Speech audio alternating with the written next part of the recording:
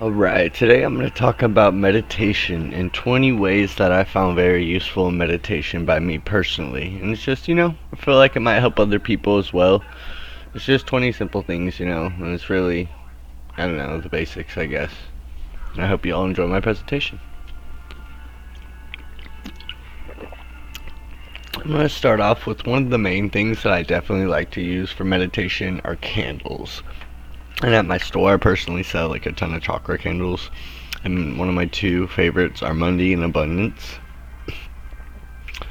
When you light candles, it can just help you find a peaceful aroma in the area, and it can just bring that sense of good energy, and it's just very nice. It has a very good calming effect, and like I said, I specifically use chakra ones just because there's a bunch of different ones that are related to things, and when you light them, it can be spiritual and just be really personal to your meditation. And that's why I like candles for meditation, pretty much. When one meditates as well, they have less stress. So if you meditate a lot, you're always going to have less stress. I am so stressed out all the time, and I need to start meditating more, actually.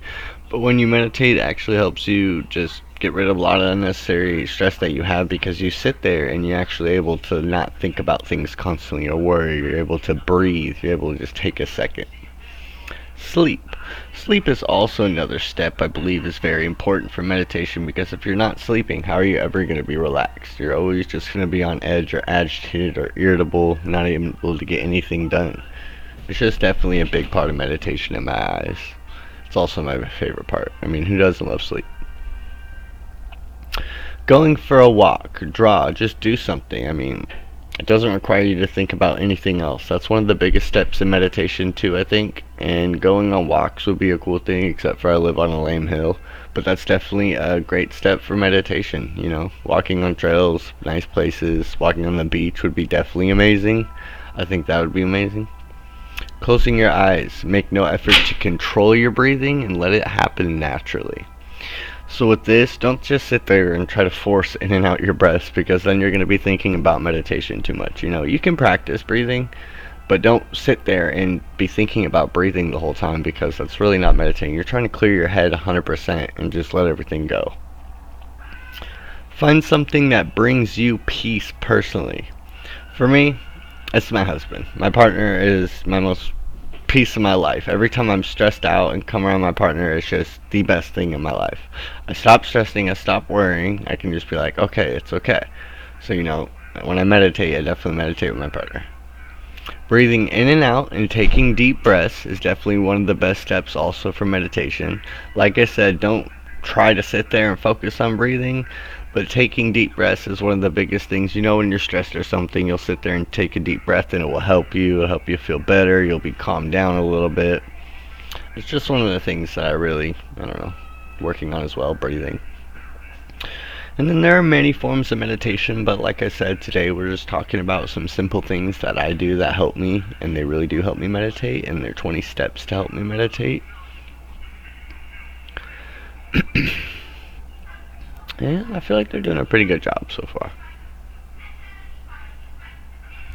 Music is definitely one of my favorite things. You can play trance, you can play anything, but if you find a good song that's not crazy and it has good energy and brings good vibe to it, it can definitely help you meditate. If you hear like outdoor sounds, rain, water, stuff like that, I've done that before as well. It also helps you just find peace. Stretching. You always want to get good airflow in the lungs.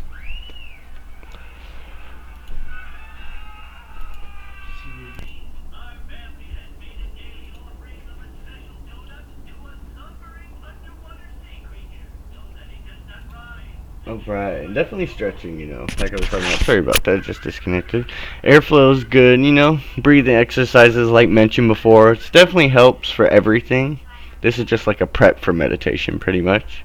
It's just one of the steps that is definitely most useful, I feel like.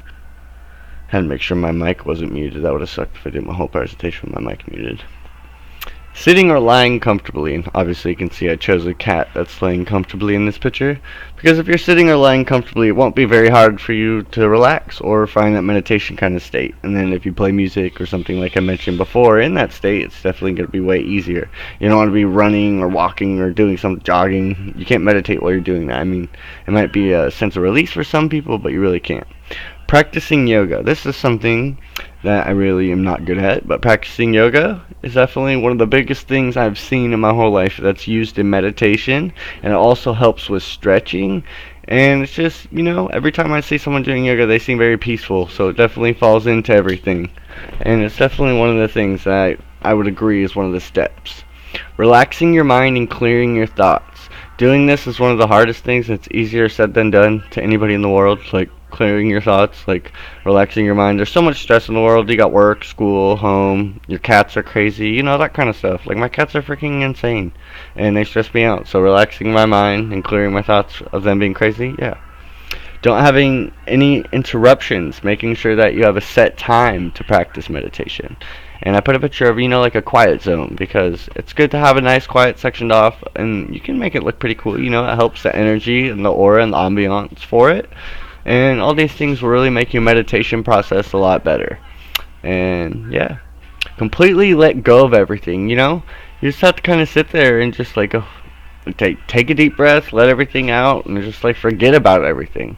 It's kind of back to what I said earlier. It's easier said than done, but once again, it's one of those steps that I find very useful for meditation personally. Completely letting go.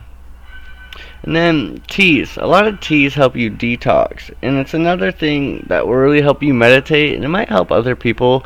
But if you're detoxing your body from all the toxins, stuff like if you drink a lot of soda or stuff like that, it just might help you feel better. And it might make the meditation process honestly a lot better in your own personal feeling. Because if you're not feeling good and you're sitting there trying to meditate, it'd be impossible. And then, always take deep breaths and repeat it and find a perfect time for you to meditate. Every time you do these steps, it's going to become more easier, and you're going to find your own ways to meditate. It's kind of one of these things, because there's tons of different types of meditation out there. You can't really just put a list on it. But these are 20 steps that I found very helpful. And then my last, eat something delicious. This is a personal tip. I know it's not really used in meditation. You don't see a lot of people eating while they're meditating.